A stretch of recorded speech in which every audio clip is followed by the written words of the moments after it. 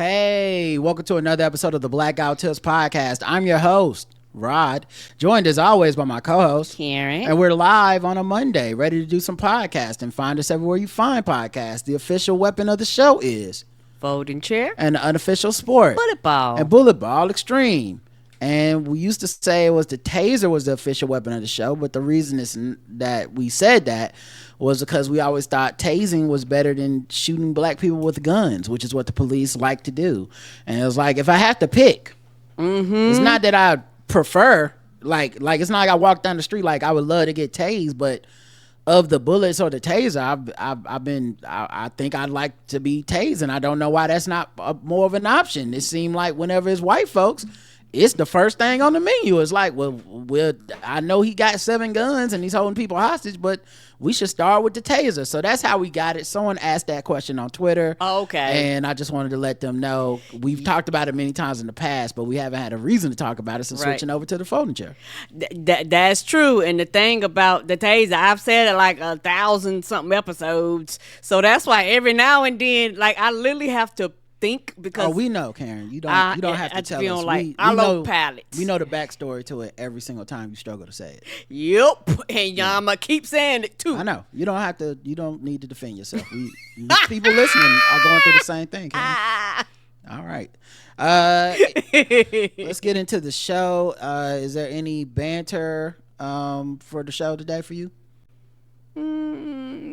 Yes, it's not long, but yes. Can we talk for a minute? Banter. My bad. Played the wrong one. That's on me. Sorry. Do you have any banter? Talk to me. Do you have any banter? Talk to me.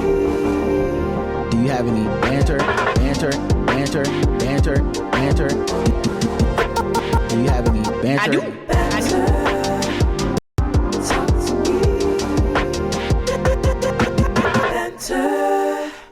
Talk to me. Do you have any banter? I do. Banter. All right. One quick programming note I forgot to mention. I just wanted to mention real quick. So, the Black Friday sale is you got 4 more days. Okay, you've been listening to this, you know that. Friday. Yeah, you got Friday. We gave away 2 subscriptions because 2 people essentially paid for extra subscriptions and just said keep the money. And so we said, hey, if people want a free subscription, we've given those 2 away. Like, people wrote in, and now I'm keeping a list of people that want free subscriptions, or like, so if you want to gift someone a subscription, you can email me to blackouttips@gmail.com. You can donate the money to our PayPal. Just put in the notes that you would like to do that. You can, whatever you want to do.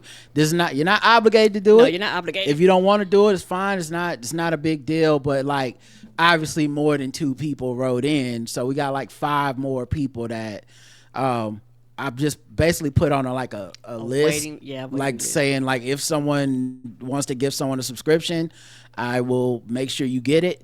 So just letting everyone know, as a community, that's what's going on. But okay, Karen, go ahead and give us the banter. Oh, my banter is short. Last week, we did several shows, but we also went to several Hornets games last week, and I've really been enjoying going to the Hornets games. I think last week was one of the busiest weeks ever because we had 4 in 1 week, and all it did was confirm my love for basketball and my love for the Hornets. And as a Charlotte Hornet fan since the beginning, 1988, I was 9 years old. The old Coliseum, because the Coliseum has moved. The Coliseum is actually downtown Charlotte, but before it was downtown Charlotte, it used to be off of Tybola Road. And my aunt lives up the street from that. And so years ago, we actually would ride by the Coliseum and slowly watch the old Coliseum get built. For those of you that don't know, the Charlotte Hornets, the original Charlotte Hornets, before we went to the Bobcats and came back to the Hornets, used to consistently break records for sold out attendance for a very, very long time. And so I've loved the Charlotte Hornets, and all my life I've always wanted season tickets. Like, we've been able to go, but I'm talking like full season, but I got to go to like all of the home games for a season.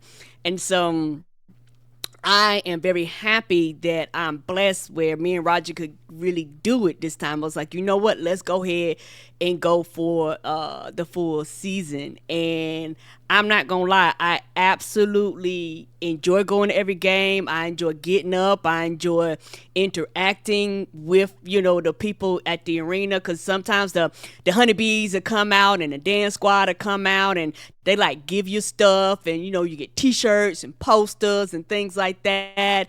You get just accustomed to people and things like that. And I actually am very grateful and thankful that you love NBA as much as I love NBA. And so I'd say even more. Yeah, you probably do. Yes. Yeah, like I'll watch games when we're not in attendance, like I watch the games when they're on the road.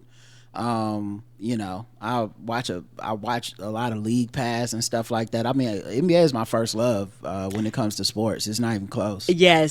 And basketball was about the only sport I ever played, and I played like years ago when I was like a smaller child. And so one of my aunts actually got me into watching basketball. When I was young, I used to sit down and watch Georgetown play when Patrick Ewing and all them was there. And so I was one of them people who thought that Georgetown was a HBCU for decades. I thought that because my family would sit down and they would cheer for that coach, and they would cheer for them black boys. And I remember just watching their excitement and things like that, because as a kid, you don't know what a HBCU is until somebody actually tells you when you come of age. Yeah, I thought Georgetown and Temple was HBCUs when I was a kid. Yeah. I felt like all black people did for the most part, partially because of Bill Cosby and his association with Temple and having the Cosby Show, and then John Chaney being the coach and John Thompson being the coach, being black coaches at a time where it wasn't many, and they were excellent programs, with Georgetown, of course, being like a contending program many years. So, yeah, I think you weren't alone in that at all. Yeah, so watching my aunts and uncles and stuff, we used to hover around the TV and watch them play, and just to see their excitement and things like that really grew my love for basketball. So when the Charlotte Hornets came here, I was like, yes, let's go.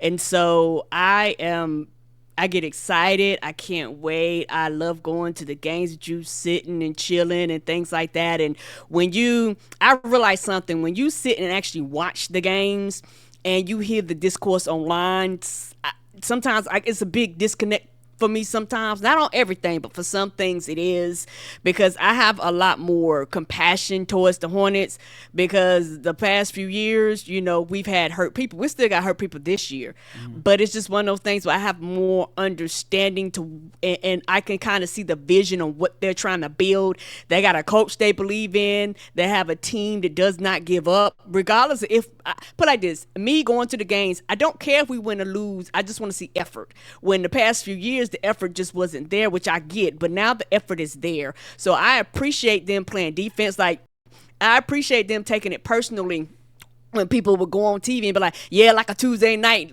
going to the Hornets. And it's like, okay, y'all come here now. Yeah, y'all still might beat us, but y'all not, y'all not whipping us like an average of 20 like the Knicks used to do. It's going to be by 1 point. And so these are the things that I see that makes me excited about the future going forward as a person that actually just loves the Charlotte, Hornets. And I'm not on like the hate hive and they can't do nothing right type of person. I just wanted to share that. Another thing with social media versus real life, there's a huge disconnect, I think, between a lot of what social media rewards and what real life is like. And so going to a game where you root for a team and you understand people get hurt and you want them to get better and stuff like that, well, you understand it's not like a bad decision. That it's just like sometimes people ankles get twisted. It's nothing, sometimes someone tears an ACL. There's not like the team fucked up, but online it mostly rewards negativity and that kind of like the team is terrible. I was saying this a while ago on Twitter. How many NBA fan bases on social media like their team? Right. Like genuinely have positive things to say about their teams. Almost none of them do. And I mean that even for teams with storied histories that many of us would look around and be like, oh, I wish my team was like the Lakers where they won X amount of championships. If you look at Lakers Twitter, And you can tell because like the people who are positive lights within their Twitter fam, they stand out. It's not normal for you to just be like, yeah, man. I mean, they had a good season. They went to the second round of the Western Conference playoffs.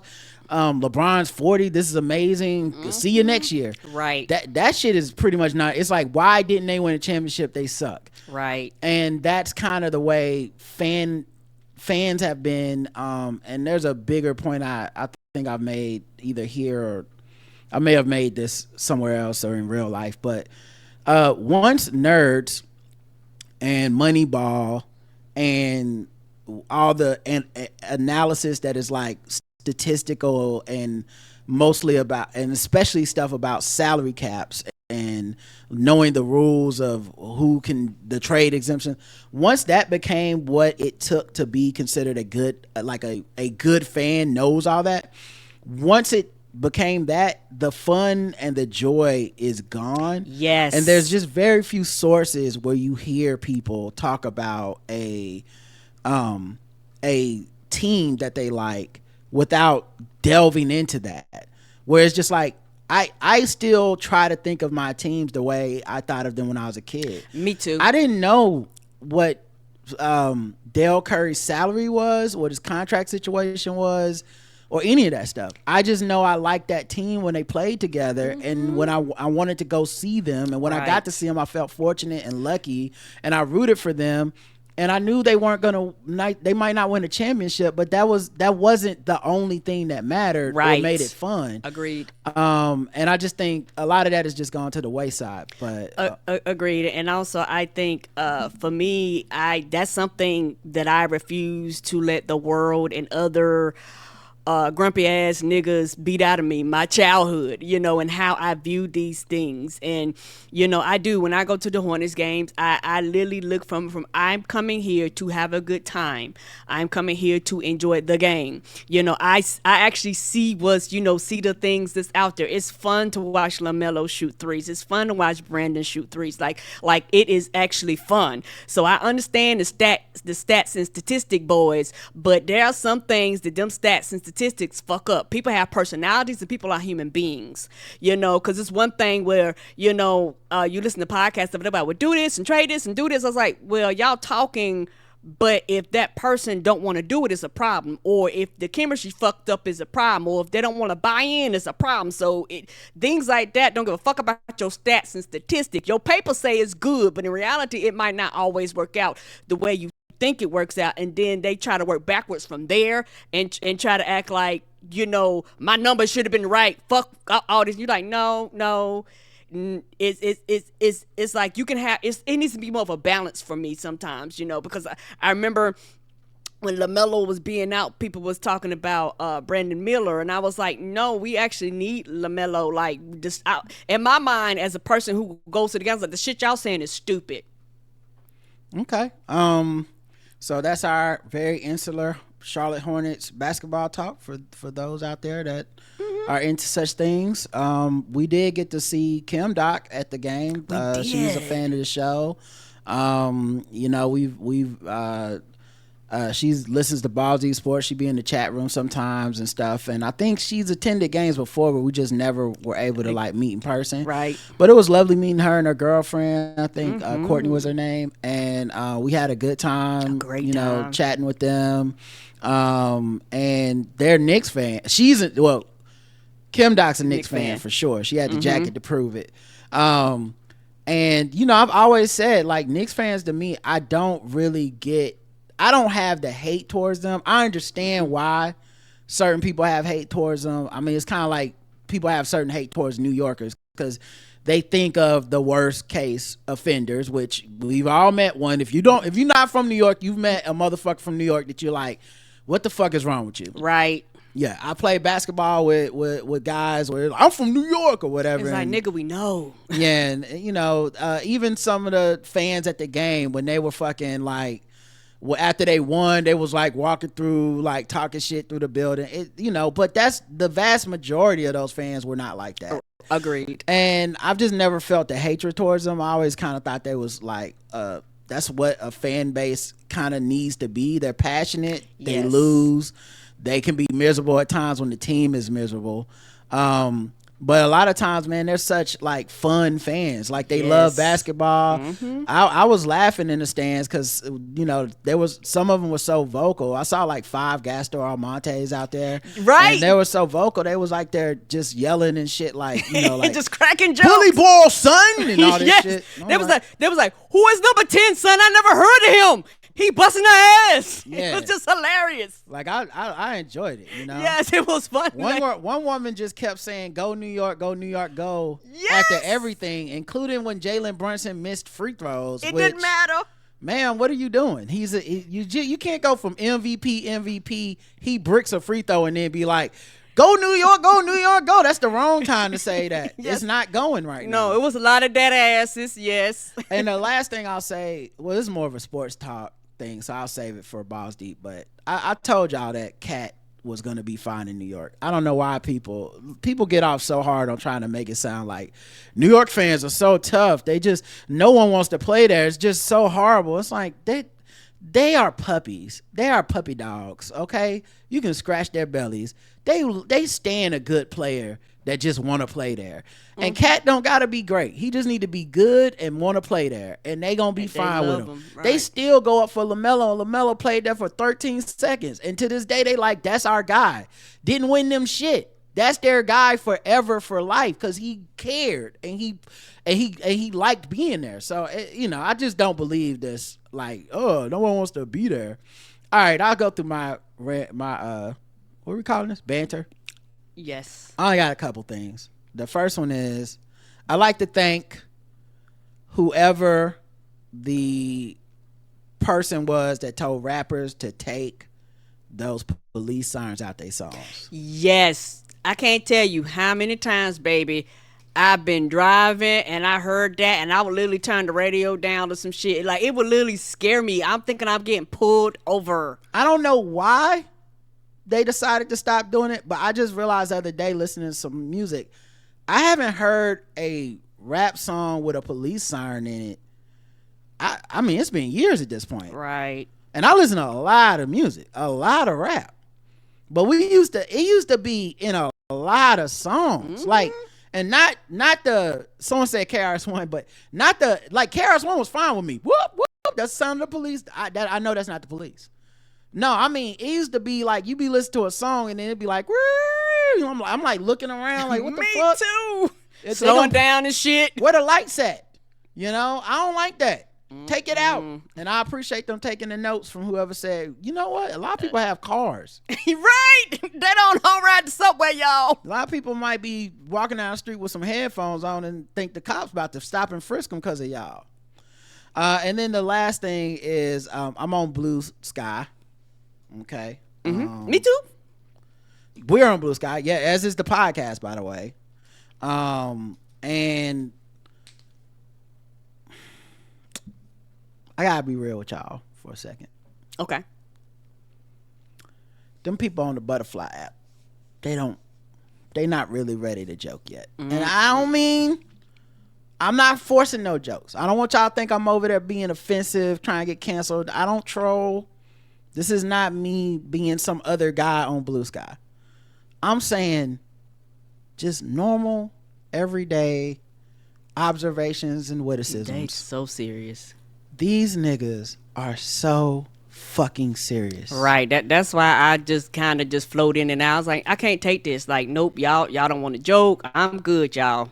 Like, it feels like trauma response. Like, a lot of people who went there went because of how bad other social media apps were. Right.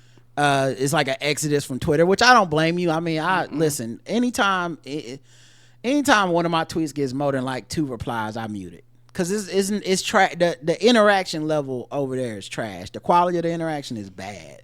I just had a tweet that got 2.4 million views, and when I tell y'all I've never muted something so fast in my life, I don't blame you. Like, it's just like, oh, could everyone misunderstand this at the same time? Sure. I mean, it's not that I give a fuck. At the end of the day, I have to just mute it and move on. I'm past trying to like explain. It's not like they were mad. They weren't mad at me. It's just people just take whatever it is and do whatever, which on Twitter makes sense because, hey, Twitter's kind of trash and Elon Musk made it trash. Yes, he did. But dog, on the BlueSky, got a chance to start over. We don't got to do it how we used to do it. I made a joke. I said, when people say Drake is playing chess, it reminds me of how few people know how to play chess. All right? Mm-hmm. Because if you think he playing chess, that's just because you've never played chess. This nigga's not moving smart at all. It's not very complicated. When I tell you people was punching down this joke, it's not even like that funny of a joke, for the record. It's just a haha. People, that is an observation. A lot of people actually don't know how to play chess, and we just associate that with something smart that we don't understand, and that's what a lot of people mean when they say that. That's the core of the joke. I hate explaining it because it's not really that funny. That's my point. I had to send all the replies to JL Covan. Oh no! Because I couldn't. Y'all had to have a punch down talk. I couldn't. If I was started replying to these right snowflakes on BlueSky, I would have been the bad guy. I would have been on all the block lists by the end of the day. Because I'm like, motherfucker, you're not being funnier than me, and you're not adding to my joke. You're taking away. Some of y'all don't understand how comedy works, and I think it's because for right now, most of the exodus from Twitter to BlueSky has been people who are very upset with Elon Musk, social media, and a lot of and so it's a lot more anger than jovialness at this point. Yes. But like this person, I thought most people know how to play chess, not necessarily well, but the basics. Nigga, that's the point. I didn't say they don't know what chess is. Say they don't. Son of a bitch. What's wrong with y'all? What's wrong with you? You niggas is crazy. It's crazy because chess isn't even hard to learn, just hard to get good at. That would be my fucking point. Most people ain't good at it. That's why y'all think he playing it. What's wrong with y'all? They try to strangle your joke. Just stop. You're not helping. No, you're not. You're not? Do you think you're helping? Then there's a lot of like, well, he's playing chess. He's just bad at it. That's the same thing. That's the same premise. Though I didn't tweet that because that's not as funny as what I said. Oh man, it's just, oh my goodness, it was just so crazy. And that's where you get to the Drake stands that somehow made it over to BlueSky. I don't know what's wrong with these people. They're like, we represent him everywhere. Why would you leave Twitter to come over there and be on Drake's dick? Just stay on Twitter. That's the home of his dick. Just go bother Dragonfly Jones for the 97th time. Leave me the fuck out of it. I don't really care. He lost, and it's kind of indisputable to me. But all right, anyway, BlueSky, we love to see it. I'm glad people. I'll be happy when the trauma has moved to a point where it's not first and foremost on people's mind, and it's not just about finding a bunch of people that will co-sign and agree with every sentiment. Because, and I'm not saying because I want some trolling or some. I just think there has to be a little bit of allowance for like, okay, somebody said something, and it's either not funny or I don't agree with it, or it's just not my type of comedy, but it exists, and I'm just moving. I'm scrolling. And I would like to see us get to that point over there. All right, let's get into the show. Lots of stuff to talk about, even though, this might not be the longest show. We'll find out as we do it. All right. Well, I just saw a beat I wanted to play. Oh, there it is.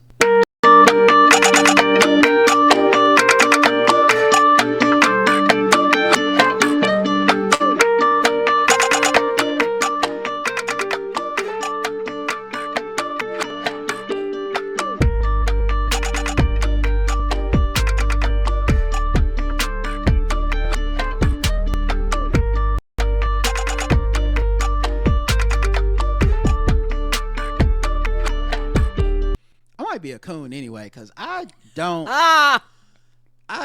don't think I'm on some of these lists, like the black people list on BlueSky, And I'm okay with that. Yeah, I'm good. Like when I first got there, they said, make sure you say add me to Black Sky or whatever. And I posted it because they told me to do it. But I don't think they added me. But honestly, that's fine. Good. I'm cool with it. You know, I'm okay being a loner. And then it's like the list where it's like, join this list so you can block everybody on it. I'm good. I'll make my own decisions. Right? I don't know that, because some of y'all, listen, I'm gonna be real with you. I'm gonna be real with y'all. And I know each of y'all that listen to this show, if you're on social media, you'll probably like me, because everybody's the same, right? We're all the same for the most part. Y'all niggas don't know who I don't like. Ain't that the truth? And I don't necessarily know who you don't like. Yup. But I know that I got some people that I don't like that you absolutely do like. And you don't even know I don't like them. Agreed. Why the fuck would I make a list of like, block these people? Because I know it's going to be some people on there where you like, damn, Rod, don't fuck with them. No need for us to know that, guys. Okay. My business. There's no need for that. It's my business. I'm like to make my own decisions. Because I know I think the first time I hopped on BlueSky, they was like, add this list. And I went to go, cause this is when I didn't know what lists were. And I went to go click on it to be like, what is this list thing? And it was like managed by this person that nobody knows. You fucking hate their guts. And I was like, we'll be ignoring that. We sure will. We sure will. And block them over here. Cause it don't start over for me. It's to the end of life. I want apologies. It's over, damn it. All right, let's move on. So speaking of letting things go, Biden pardoned his son Hunter in a bombshell U-turn. He said that because earlier he had said, I'm not gonna pardon my son, and then Kamala lost, and he said, y'all must be out y'all motherfucking mind if y'all think I'm finna let Trump and his Department of Justice do the penalty phase, the sentencing phase, because he hasn't been sentenced yet. Right. So the sentencing phase where he could face at maximum, I think was 42 years.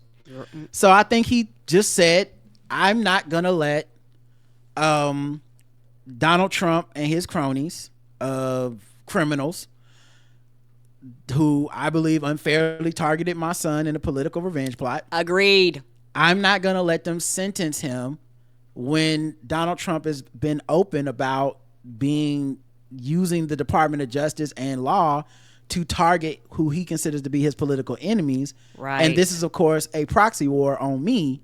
Yes. Where you're trying to sentence my son as if he's your political enemy, when honestly his main problem was he's on drugs and was out of control for a few years of his life. Agreed. Now, I think something that I find interesting here, I listened to a little bit of Mark Lamont Hill talk about this on his YouTube or whatever. Feel free to go listen to it yourselves. And I know Mark Lamont Hill is extreme left to a lot of people. A lot of people don't like what he stands for, blah, blah, blah, all that stuff. But I've been having a reframing in the wake of the Kamala loss about just my ideas of what I consider to be the left and progressive and who's on what side. And while I could see someone like Mark Lamont Hill not agreeing that he is on what I would consider to be my side, I think he is on my side. Not because he necessarily wants to. It's not about whether you recognize it or not. It's just of the things that we want. If we went down a list of things that we want, we would arrive at the vast majority of stuff. We would arrive at about the same conclusions. That's just facts. You don't have to like it. My point has been, we need to look past liking people and liking shit. We need to look past where we disagree sometimes on shit. And that's the reason I think people will continue to lose. That's the reason that the coalition gets smaller. It's because we decide to view the coalition as smaller. And everyone thinks they can go it alone. So like in this last cycle, Mark Lamont Hill, I believe, came around and was like, I'm voting for Kamala Harris. Okay, cool. That's all I need from you. I'm not very interested in a discourse and a conversation. I'm only bringing him up as an example. I don't have any problems with Mark Lamont Hill. But the point is, he did his thing, and he's like, And I saw, and it's not just him, I saw many pundits trying to kind of do this thing of like, Joe Biden, why would you do this? You know, Trump's going to pardon people from January 6th. Well, Trump's already said he's going to do that. He was going to do that bullshit anyway. So Y'all, why does it matter? For years, y'all have been arguing against him, against Democrats, when Democrats say, we don't want to do a certain thing because it set a precedent, and then the Republicans will do it. And y'all went, fuck it, do it anyway. Mm-hmm. Okay. Mm-hmm. So Joe Biden took your advice and said, cool. Now, the holes in the argument to me, and this is the most important one, is Joe Biden sentenced his pardoned his drug addict son for a targeted over like prosecution. Like he said, I'm not letting this happen to my son. Now, what most people go is, well, it's his son. Yeah, that's why he did it. What a lot of people will not do, and I was actually kind of surprised because either Mark Lamont Hill doesn't know this, which happens. It's not, it's not, it happens. You out here, you do a lot of talking. You don't necessarily have to know everything. Well, Joe Biden, the hit is, well, how come he's not pardoning all these people that are incarcerated, other people that's drug addicts and shit like that? I think it's unfair it's just you're picking your son and not. Joe Biden has pardoned over 6,500 people for simple marijuana possession. That is, I believe, if I'm not mistaken, the third most of any president ever. Here are the other two. Okay. Andrew Johnson pardoning ex-Confederates, which I'm pretty sure none of us is looking at as like, thank God that happened. Right. So let's just say, let's mark that one off the calendar. Fuck that. That's whack. The next one is Jimmy Carter pardoned over 200,000 people for dodging the Vietnam draft.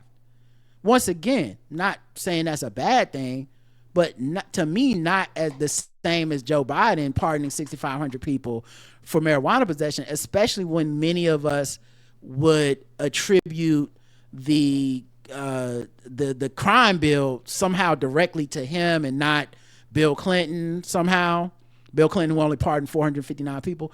Somehow we put it all at the feet of Joe Biden. He is the man who must take responsibility, even when Bernie Sanders voted for it and y'all was on his dick.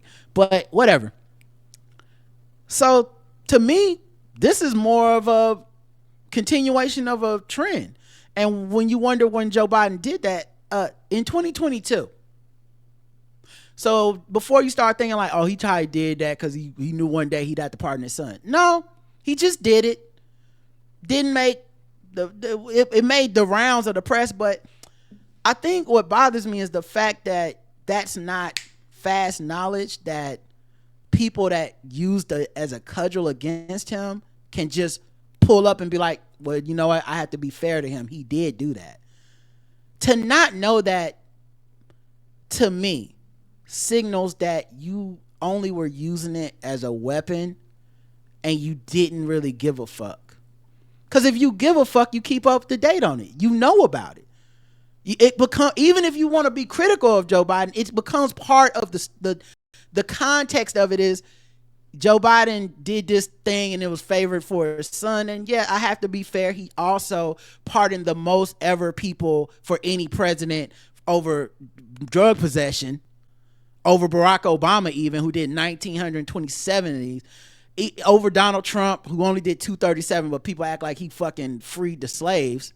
Let one of these black MAGA people say it. Anyway, my point being, before we get to just the fundamental core of like, man, fuck y'all, I'm not letting my son go to prison. This is part of his work already. And he did the work before any of y'all were patting him on the back. He did the work despite none of you patting him on the back, right? Despite any of you even highlighting it. Joe Biden's administration has mostly been about people being unfair on both sides of the aisle. We know Republicans will be unfair, but this is the reason I say a lot of this to me isn't like, well, I had a problem with this during the election cycle, but now that the election is over, be critical all you want. No, I will always feel the same way. The context matters. And if you can't speak within the context of what is actually happening, I have to question your effectiveness. I have to question your acumen. I have to question your motivation. And like I was talking to a friend about it, and she was saying like, well, I don't know that Mark Lamont Hill would consider himself on your side. And I said, that's fine. It doesn't have to be mutual for me to understand something. You know what I'm saying? It's like if we were playing basketball and we're on the same team and you go, I fucking hate Rod. I'm not passing him the ball. Okay, that's fine. I don't have to return that energy to recognize we got on the same jersey, and when the ball goes in the hoop, it puts points on the side for our team. Mm-hmm. You don't like me. Cool. And I may not like you. That's also cool. Right. At the end of the day, winning and losing only counts to our sides. That's right, it. because it's a team effort. And if you claim to want the things that we want to win in some level of some game, different tactics, different techniques, whatever, but the shrinking of the sides, which I attribute a lot to social media, is what's really killing us. Is the shrinking of the sides. Is people going, I can't be in a tent if Mark Lamont Hill is in that tent. Right. I can't be in a tent if Joe Biden's in that tent. And that's fine if you feel that way. I'm not here to change your mind, but I just don't see it that way anymore. And I think the only way out is to not see. It's going to be a lot of people having to choose to not see it that way. To go with that person that wrote in where they were a turf and go, that person's transphobic. They know they transphobic. I'm going to just have to see them as part of a tent that I don't agree with them. But if they're willing to vote for the right things, then we'll get the progress for trans people that we want, even if they don't want it. And they're just going to have to grin and bear it. And they'll never come around to being a good, like to truly, to me, morally being in the right place about it. Okay. I'm okay with that because that's what it takes to win in America, apparently. And we don't want to do that anymore. Right. So anyway, he pardoned his son. I know that was a long way to go, but he pardoned his son. Basically, you goddamn right he pardoned his son. And if you ask me about it, I'm Joe Biden, I would act like I was senile. Like when y'all said, now you said you wouldn't pardon your son and you just pardoned him. I'd be like, huh? Well, you know, like earlier this year, you said that you wouldn't pardon him. I said that. Yeah, Joe, you sat right up here on the stage. We asked you directly, and you told us you wouldn't do it. Well, you know they say I'm old. Must have been one of them senior moments. Cornpop? What? Cornpop? What's that to do with anything? I don't know. You know me, I'm slowing down. My debate was terrible. Y'all said it's elder abuse for me to be in the office. I shouldn't even be here right now. Anyway, just sent a bunch of weapons to Ukraine. Oh, I did that? What happened? They said you sent weapons and drones and shit to Ukraine. You sure it was me? Cause you know I'm kind of crazy. And I don't be remembering shit. So yeah, you just gotta treat it like that. I'll be old Joe to these motherfuckers. And I would do that slow smile he did when they said Trump got convicted. I do that slow smile and walk off the stage like Mr. Burns. Cause fuck it. I only got a certain amount of days left in this office anyway, and y'all kiss my ass. That's exactly how I feel. And it's very, very frustrating. I try to stay off social media, but it's very frustrating, particularly on the Democratic side, to see them flopping and flail and act a motherfucking fool because he pardoned his son. And I agree with you. This is one reason why it's a problem over here, because it's like, well, what about Trump? Well, Trump was going to do that shit regardless. Trump said it years ago. Trump has people he pardoned for crimes. Yes. That he has now added to his motherfucking cabinet, Karen. Yes. So, and so this is why I look at Democrats like, the fuck is wrong with you? To act like it's the same. It's not the same. Is insanity to me. Yes. And the fact, and to act like, you know, this is the point I was making to my friend. To act like me pointing out that this criticism is full of holes is the same as me saying don't ever criticize the Democrats. That's part of the problem. We're not having an actual conversation. We're talking past each other because you know I would never say that. Right. I have criticisms myself of Democrats. Right. But it just ain't about this. This is completely understandable and justifiable. If we're actually being real with it, it's not even against the rules. He's using the power of the presidency in a way that it has been used many times before. Yes. Like, this is what is fucking wrong, is trying to make this into, and that's why Republicans do blank. No, it's not. They do what they gonna do because they do it. Right. They don't have nothing. They weren't waiting on Joe Biden to go, well, now we're gonna free the people from January 6th. Trump ran on freeing the people from January 6th. Yes. Stop blowing smoke up my ass and telling me it's a fucking fire. Right. And it's one of the things where it was just infuriating because I don't want to. You don't want to be like, people are stupid, but it's like your argument has no legs, in my opinion, because this is how I feel about the Joe Biden situation. I don't think Joe Biden ever wanted to step down. Y'all ragged this man, told him he was too old, told him he was senile, told him to get the fuck out of here. When Kamala was, going through the DNC and all that stuff, went up there. Oh, thank you, Joe. The best thing y'all praise and praise and praise and praise and praise that man. Oh, but I'm so glad you stepped down. Thank you, Joe. We so glad you stepped down so we can move forward. Okay, now this is what y'all did.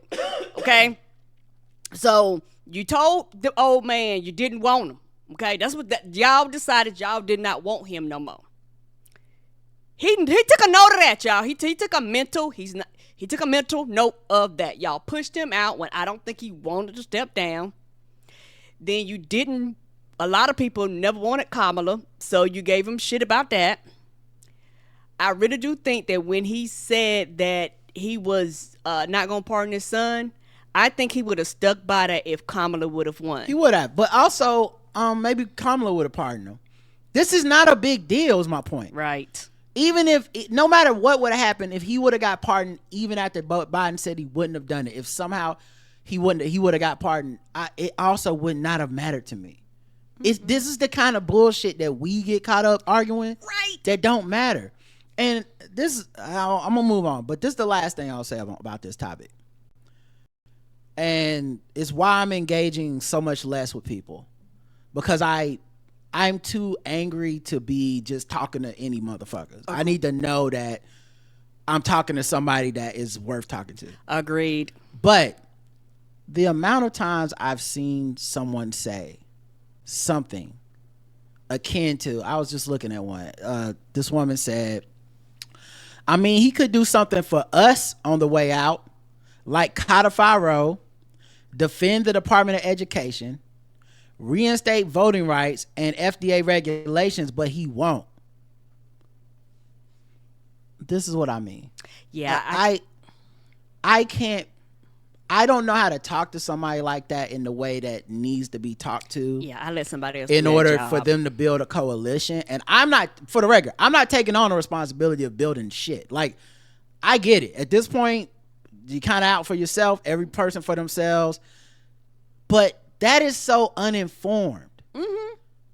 And when people like that get informed or have someone say something to them like, hey, you know that here's what you would need to do that. Like, to codify anything, you need 60 votes. When he has tried to pass presidential executive actions, the Supreme Court has shot him down like they did with the student loan stuff, forgiveness. Mm-hmm. So either you don't know, or you heard it but you didn't retain that information. Agreed. Or you're just a bad faith actor.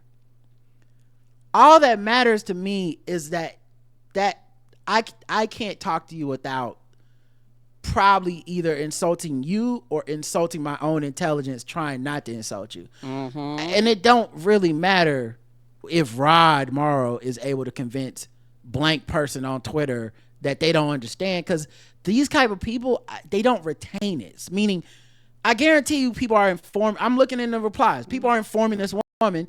It won't matter. No, she's just going to be like, no, but what about this?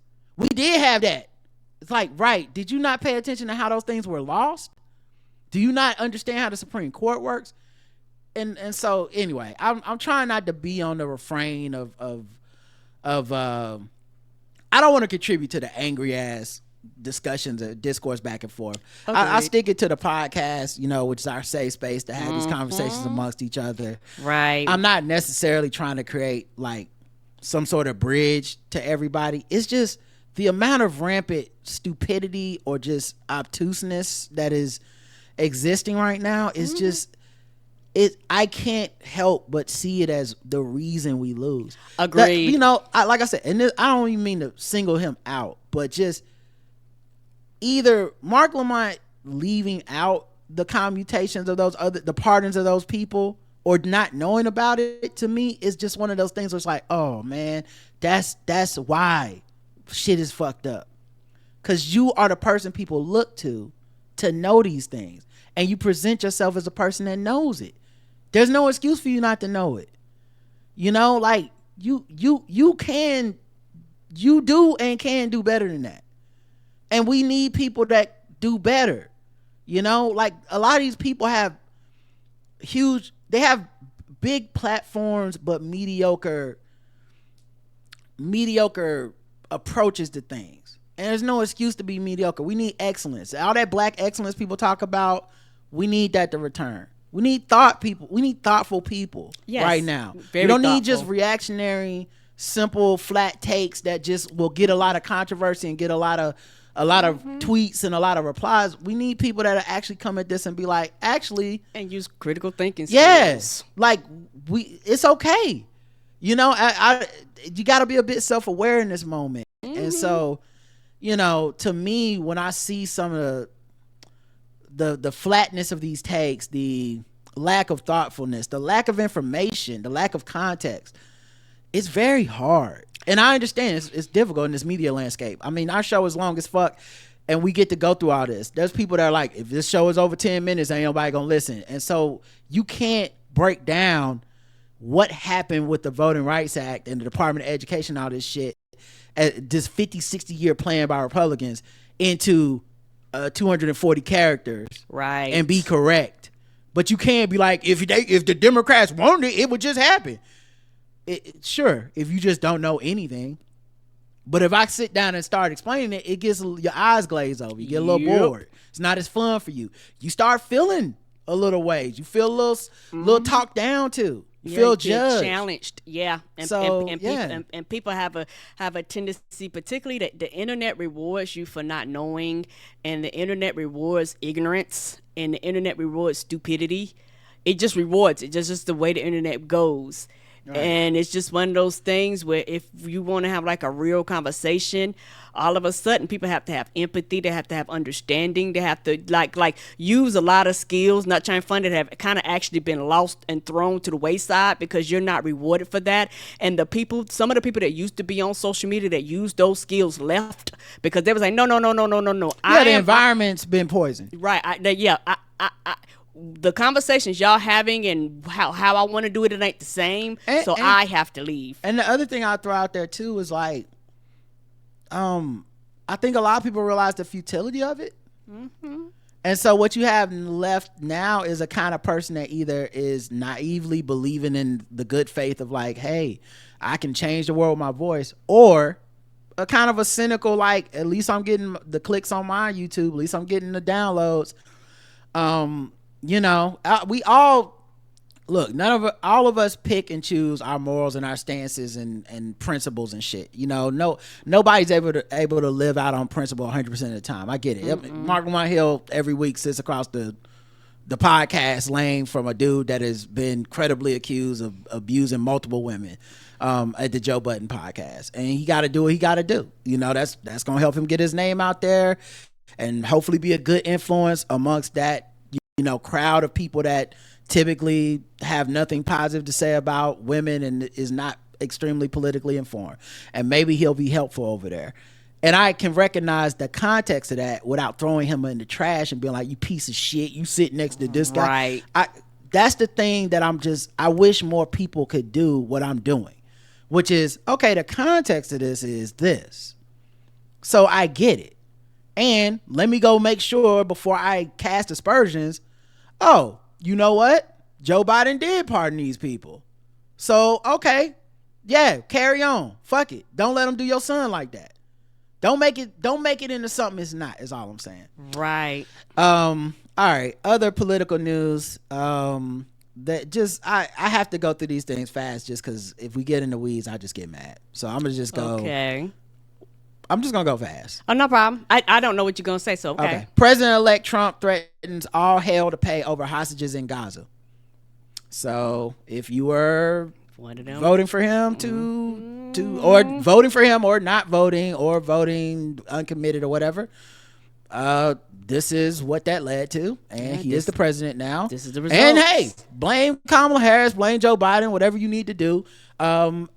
These people do not have an ally in the United States at all. No one will be advocating for the right for Palestinians to exist in any way. No one will be mitigating harm. There'll be no negotiations, secret or in public, of ceasefires or trying to any of that shit. Not anymore. Yeah, Donald Trump told y'all this is what he was going to do. He sure did. So I can't even really add much to it other than that. Dinesh D'Souza, the man who made this movie called 2,000 Mules, which is a documentary in quotes, the biggest quotes possible, about the voter fraud of 2020 or whatever that never happened.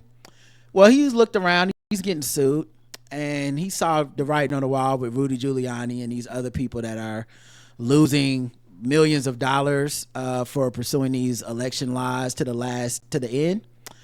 And so he has now issued an apology on his website for 2,000 Mules and said he's gonna stop distribution of the film and remove the film and the book from all platforms. He specifically apologized to Mark Andrews, who is suing him. Andrews is a voter from Georgia who was falsely depicted illegally voting in 2,000 Mules. Because that's the thing, they don't mind. This is the same thing Rudy Giuliani did with those election workers. They will straight up try to destroy your entire fucking life.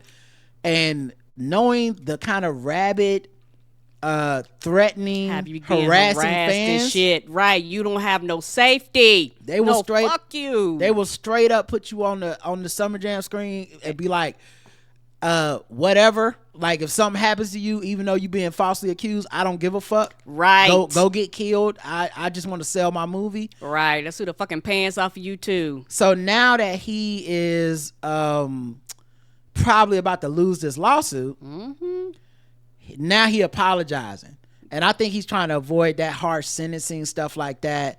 In the way that Rudy Giuliani would not. But Rudy Giuliani still trying to fight on that lie. He's like, okay, shit, I don't want to lose everything, so I'm sorry, and my bad. And Salem, which I believe is a people that, what did they do? Did they provide? I forget what Salem did. Oh, Salem Media Group is the website that I believe hosted this apology or whatever, and used to host 2,000 Mules. They have already paid Andrews an undisclosed significant amount and been like, yeah, we done. We don't want these problems, right? Yeah, and so now D'Souza, he sees what's happening, and he's blaming like, oh, it was the people that data that we used during the documentary. They had told us that they could corroborate everything with cell phone data, but it turns out that they were not able to. And so it was our bad to distribute this to thousands of theaters, our bad to continue to fight on this lie, our bad to give speeches and make money and raise money off of it. My bad. Whoops. So no harm, no foul? Nope. You're still getting this lawsuit. Yep. So we got that happening. The Trump cabinet, Karen, only has 3 people of color in it. Who done jigabooed their way into them positions? Again, for the record, the last time they had 3 people of color, this time they got 3 people of color. I guess 3 is the max. The trifecta. Former Texas state lawmaker, motivational speaker Scott Turner, who is black, will be heading up HUD, because they always put black people in charge of housing and urban development. Same thing they did with Ben Carson.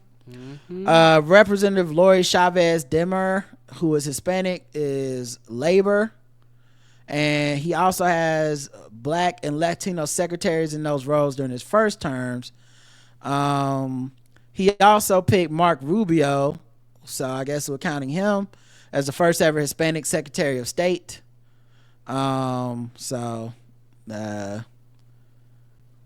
Wait, how's that gonna work? First ever Hispanic Secretary of State. If confirmed, he will replace Gonzalez as the highest ranking Latino in the nation's history, as state as a matter of protocol is higher than Attorney General. Oh, okay, there you go. All right, so there you go. His defense secretary pick, Peter Hegseth, is under fire for being accused of sexual assault, raping a woman that's all he keeps around says him. He drugged her at a hotel. Well, she was there, I think, even with her husband and shit. Damn. Yeah, he drugged her. She went and got a rape kit done. It came back positive or whatever, that she was sexually assaulted by him. Donald Trump obviously don't give a fuck. They've now uncovered an email from his mother in 2018 that accused him of mistreating women. His mother accused him of routinely mistreating women for years and displaying a lack of character in this email. The email reportedly sent during his divorce in 2018 outlined her deep disappointment in her son. I have no respect for any man that belittles, lies, cheats, sleeps around, and uses women for his own power and ego. You are that man and have been for years, and as your mother, it pains me and embarrasses me to say that, but it is the sad, sad truth. Which is just basically a letter of recommendation to Donald Trump and MAGA. They're like, that's why we like that. That's why we got one on the Supreme Court. It is not true. It has never been true. She told the Times, I know my son, he is a good father and husband. She condemned the publication of the email as disgusting. So now she's saying, the email was written in anger, but it's lies now that he's up for this seat of power. Nope. I believe her letter. Oh, I know. And also, this is the thing about white women, right? That proximity to power, that what they're willing to look past because they love these dudes. The end of the day, they side with this shit. You know, if she was a real one, she'd be like, yeah, I wrote it. And he did do those things. Right. And it's fucked up. She's like, what's real fucked up is that y'all published the email of me telling the truth in private. But yeah, in subsequent emails, Ms. Hegseth expressed regret for her emotional message and apologized, said Stephen Chung, who is Trump's communication director. He accused the Times of sensationalizing the story. I think what's interesting here, at the end of the day, I refuse to be surprised, or like, it don't really matter. Y'all voted for this. It's like, you can't vote for something that we told you was gonna happen, right? And then pull it up to us like, can you believe it? Yes. That's why we didn't vote for him, because we could believe it. There's never gonna be a thing he does in office I can't believe. Right. There won't be a person he puts in power that I can't believe. You are the ones who had a problem believing it. Right. If anything. Or you knew what happened too, and you thought my constant outrage would be clicks on your stuff. Elon Musk wants to delete Consumer Financial Protection Bureau. Of course he does. Makes sense. It would align with the way he treats his consumers of his products. And people have to, that shit protects a whole lot of shit. Teslas be blowing up like Kendrick Lamar features. You know what I mean? Right. Like every day you wake up and do like Tesla this, Tesla that, 5 kids burned in a fire. Of course he don't want no consumer protection. That's the only thing stopping him. It's like, shit, I would like for you to hop in a Tesla, the door closed, and the shit just blow up, and me be like, oh well. Right, and me not be held accountable. Were they up to date on their payments? That's all that matters. Trump nominates pardoned felon Charles Kushner, father of son-in-law Jared Kushner, to be ambassador to France. But, tell me more about Joe Biden and his son. Right. Senate Republican officially introduces a bill to abolish the Department of Education. It was nice having that for how many years we had it. Kamala Harris's team says that Hot Ones turned her down. That's the YouTube channel where they eat wings. She was gonna be on that, which would have been fun to see her, because I think she can handle some spice. So I would have liked seeing that. Would have been fun, but they didn't want to do it because it was gonna be too political. They found this out from Pod Save America, where one of her, I think, staffers went on there to just talk about the campaign. Let's see. Podcast host Dan Pfeiffer said, as he asked about Harris's media opportunities that didn't happen, Hot Ones was one of them. Yeah, that'd have been cute. Yeah. What was the other ones? But yeah, they said they didn't do it because they wouldn't have taken Donald Trump either, so they didn't want to get political. Also, Joe Rogan, they said, I have to repeat this over and over, but it's a very short race with a limited number of days, and for a candidate to lead a battleground and go to Houston is a day off the playing field in the battleground states. As it turns out, that was the day that Trump was taping his Joe Rogan episode, which they had never confirmed to us. We kind of figured that out in the lead up to it. She was ready and willing to go on Joe Rogan. So we had discussed with Joe Rogan's team. They were great. They wanted us to come on. We wanted to come on. We tried to get a date that worked, that ultimately just weren't able to find a date.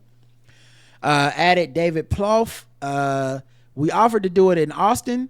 People should know that. It didn't work out. I think maybe they leveraged that to get Trump in the studio. Mm-hmm. And then we were obviously not going to be back in Texas, but we offered to do it on the road. So y'all telling me Joe Rogan left some context out? That 100% makes sense, right? He didn't want to do it with her. As for whether it would have helped her going on that show, it would have broken through media clutter, not because of conversation with Joe Rogan, but because of the fact that she was doing it, and that was really the benefit of it. Will she do it in the future? Maybe, who knows? But it didn't ultimately impact the outcome one way or the other.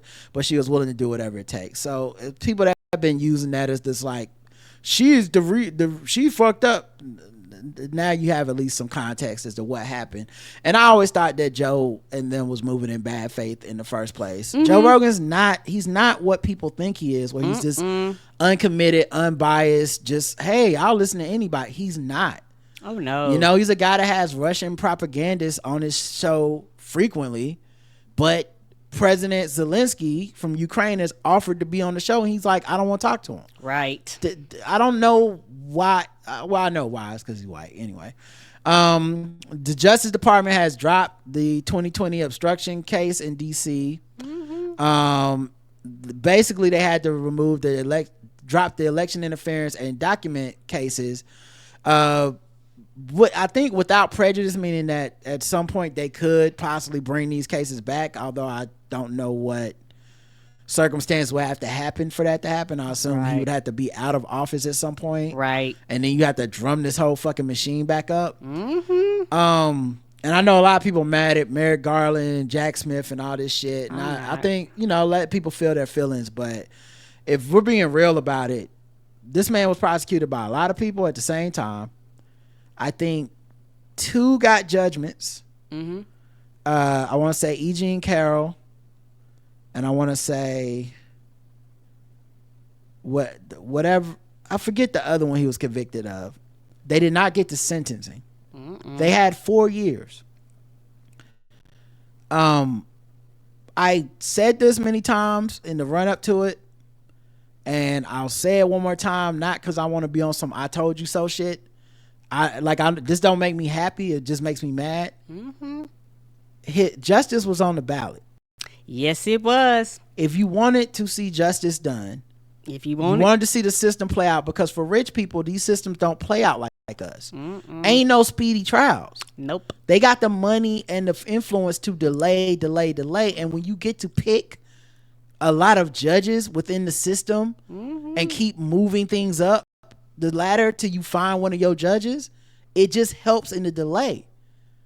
The only thing that could have brought this man to justice was him losing the election. Yes, sir. He knew that, and y'all knew that. Right. That's the only reason why I don't think in my opinion, I don't think Trump had no intentions on running again. Them cases came and got on his ass, and he said, I better run, because if I don't run, I'm going to fucking jail.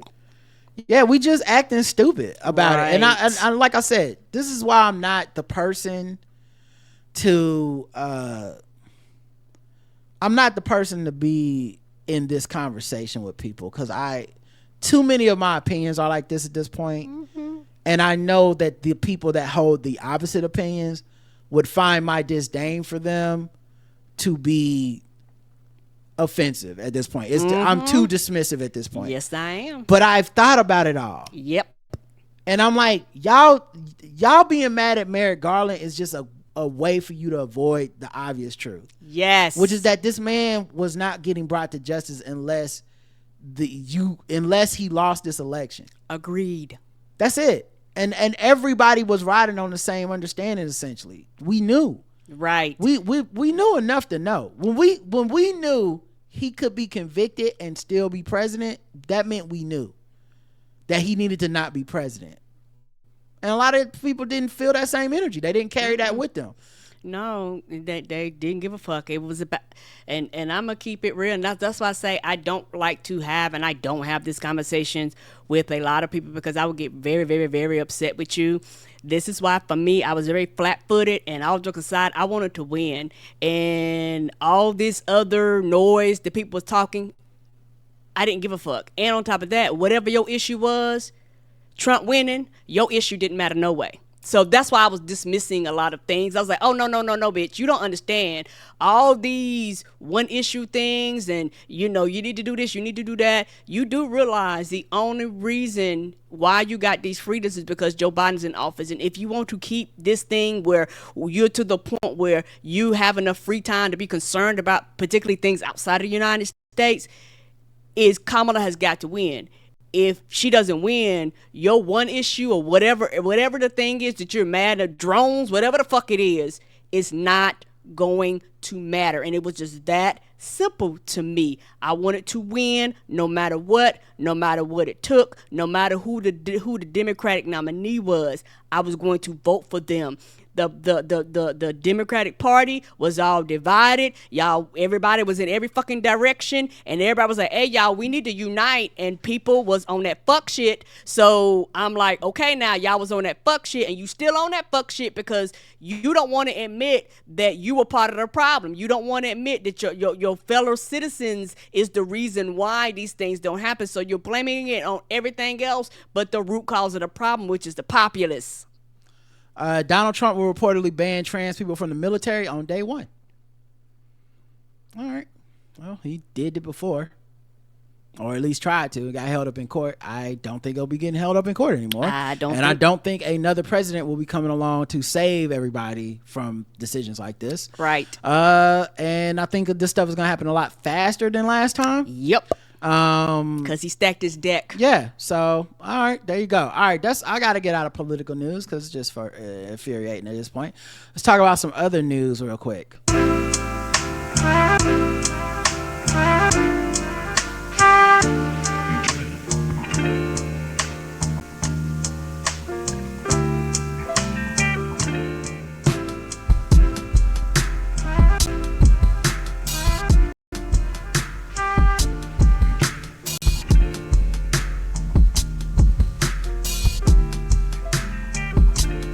All right.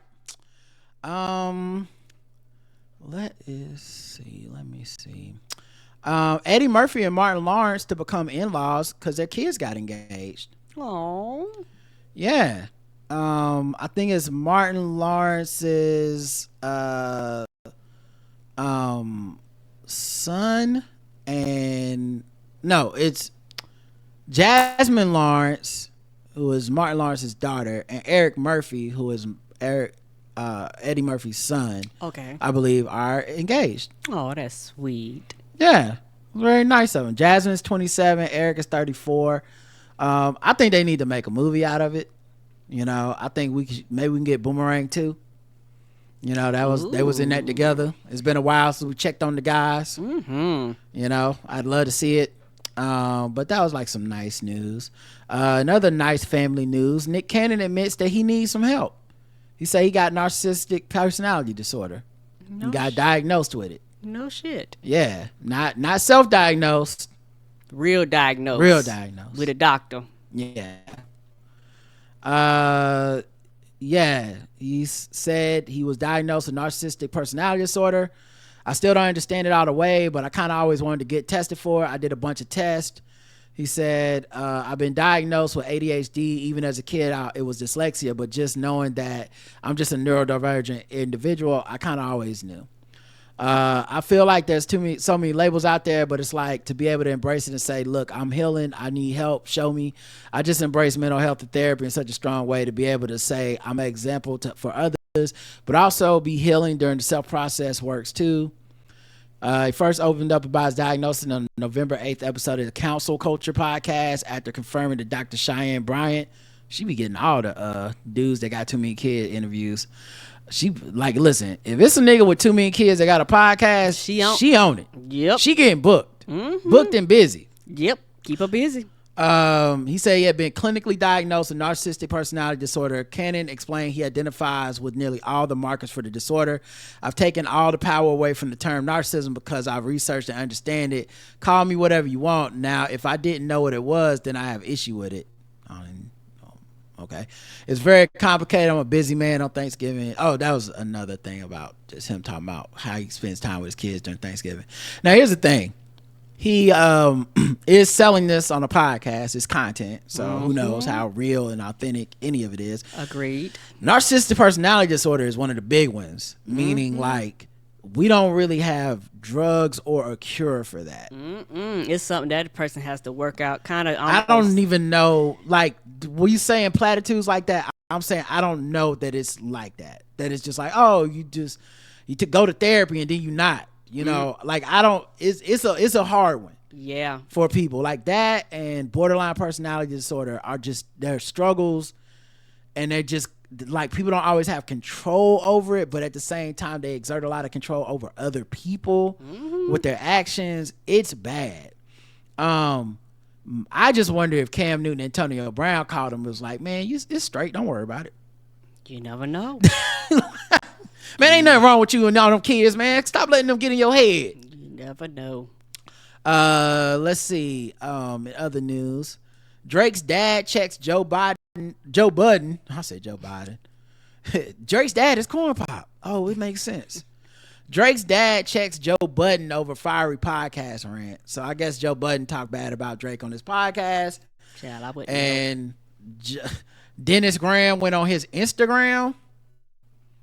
He rolled over off of some young tenderoni and said, give me my phone. Right. And my glasses. So I can see this font. Make it bigger. How you up the font in this phone, girl? He said, stand down now. Joe need to back the fuck off. This has nothing to do with him, period. You know, it was in size 24 font. It looked like he removed it from Instagram since, so I don't know. Thought that big as shit. Maybe something happened. But all right, you know, I'm gonna tell you like this. He ain't say nothing to Kendrick. Cause he know better. Your son's a sick man, and you know that. Drake unfollowed Timberland. Now what's funny about this article, because you know Drake is half Jewish, right? Half Jewish, half black, half Canadian, all bitch. We all know this. Oh no! So Timberland was in the comment section of somebody who said, not a rap battle, but if he would have won the rap battle, he wouldn't be suing. Make it make sense. You can't create a storm and cry when it rains. Right. Timberland responded with a dude that I guess is a white dude that looked like he about to cry, but turns out this is a Jewish guy, and people think this is anti-Semitic. This picture, like look at his nose, is trying to say something about Jewish people. And so they think it's anti-Semitism. So Drake unfollowed him. Now Drake also unfollowed LeBron James and pretty much anybody who's just been like, who was at the pop I out. like Kendrick Lamar's song. They didn't even have to say nothing bad about Drake. They just like, or just, you know, suing somebody kind of looks like a weak move in a rap beef. And so now he is unfollowing Timberland, and they saying, oh, probably for anti-Semitism. I'm like, I think it's because he is making fun of Drake suing somebody. Mm-hmm. And it's funny because Timbaland is a person that has gone up for Drake in the past, saying that like because of Drake and Jay-Z, they both like helped him stay in rap and overcome a dark period in his life. But you know, at this point Drake crashing out, so right, you ain't with me, you with them. All right, and suing people are like, hey dog, you suing over this? Like, we ain't never seen no shit like this. Right. All right, let's see, do one more story. Trey Songz ordered to pay $11 million to beaten up cop. Woo! Right? That was an expensive ass beating. Well, you know how you if a nigga cut me off, I'm going to fuck crazy. You understand? Don't do it. Don't do it. Don't do it. Cut me off. Don't do it. Don't cut me off. Don't do it. Yeah. The singer has been ordered to pay Tyrell Dunn, a Maryland Capitol police officer who says he was injured after he tried to rescue his wife from Songz Hotel in 2021, more than $11 million in damages. Woo! First of all, why are you having to rescue your wife from another? Maybe he is questions. Maybe he's literally Mr. Steal Your Girl. I got questions. He said he was Mr. Steal Your Girl. He did. Maybe he literally meant that, and we all thought it was just like some cool R&B shit to sing. But yeah, the song was accused of misconduct while in Las Vegas for his 37th birthday back in November 2021. The Bottoms Up artist allegedly brought a group of women back to his hotel, the Cosmopolitan, which is where Dunn alleged in his lawsuit that his wife screamed for help and said she was being held against her will. Oh no. Dunn said he tried to intervene to help his wife but was attacked by Songz and his security. An incident, he says, caused him serious injuries of fractured eye sockets and scarring that has caused him to miss work. Songz was cleared of any criminal wrongdoing in April 2022.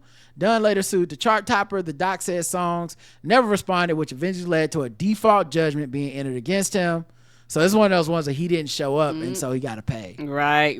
They're like, oh, you don't show up. You still, yeah, we don't give a fuck. You got to show up. Because at some point with these type of things, a lot of times the judge is like, now you done wasted my time. Yep. And you done wasted my time. How much y'all want? You got it. Exactly.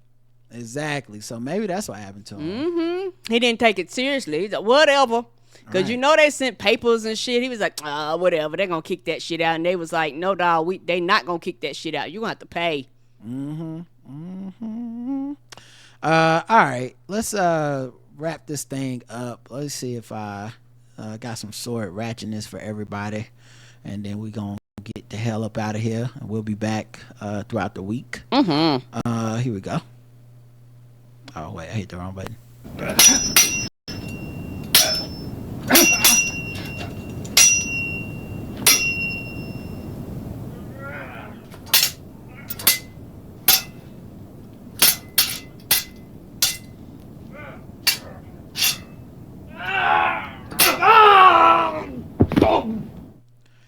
A man threatens his mother with a sword. Oh no, what happened? Not his mama. I guess mama could get cut too, apparently. Mama gotta have a slice too. Apparently she does. Oh, now for some reason it's not loading the story. Hold on, guys. Oh, no. Is my internet working? Everything moving on your side? Okay. Yeah, I'm about to say, it's starting to move now. I see you moving. Okay. Man threatens his mother with a sword. The man was arrested for allegedly brandishing a sword during a domestic dispute in Mercer County. On November 20th at approximately 4:25 a.m., Mercer County deputies responded to a call regarding a brandishing complaint. Brandishing complaint. The complaint reported that this woman says her son, under the influence of an unknown narcotic, who was on some drugs. First of all, you know what narcotic it was. Oh, you his mama. You his mama. You know what his drug of choice is. He was armed with a sword and attempted to force entry into the residence. They located the suspect when they got there, identified as Gary Sanders Jr., white, behind the residence near a series of bushes. Although unarmed at the time, deputies observed a blade of a sword partially visible beneath a bush near Sanders. So he didn't think this crime through. He tossed it over to the left and hid in the bushes. Yeah. Like, first of all, hiding in the bushes is hilarious. All right. Because I always pictured that you're not hitting that well.